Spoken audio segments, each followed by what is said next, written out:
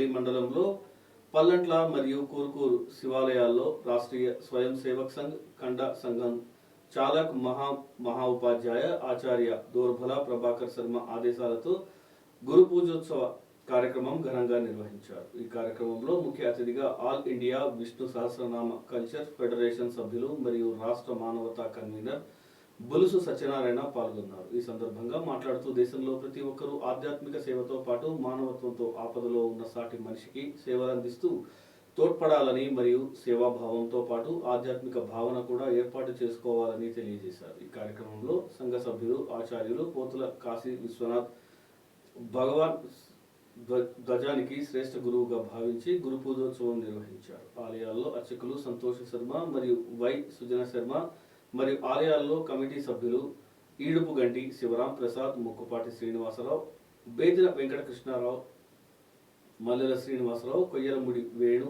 ఎలమాటి భాస్కర్ రావు, అచంట శ్రీనివాసరావు, గ్రామ పెద్దలు మరియు భక్తులు తదితరులు పాల్గొన్నారు। ఈ యొక్క ఆలయం అతి తక్కువ కాలంలో నిర్మించి సుందరంగా ఏర్పాటు చేసి అన్ని కార్యక్రమాలు కూడా ఘనంగా ఈ కురుకూరు గ్రామంలో జరుగుతున్నాయి।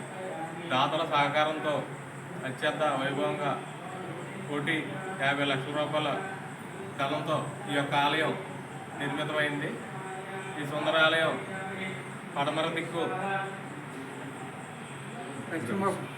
పశ్చిమ ముఖంతో బ్రహ్మసూత్ర లింగం ఏర్పాటు చేయడం జరిగింది। ఎంతో ఇష్టమైన ఈ ఆలయాన్ని చుట్టుపక్కల గ్రామాల భక్తులు విచ్చేసి ఈ యొక్క ఆలయ స్వామివారి దర్శనం చేసుకోవడం జరుగుతుంది। అలాగే అందరూ కూడా ఈ యొక్క స్వామిని దర్శించి ఈ యొక్క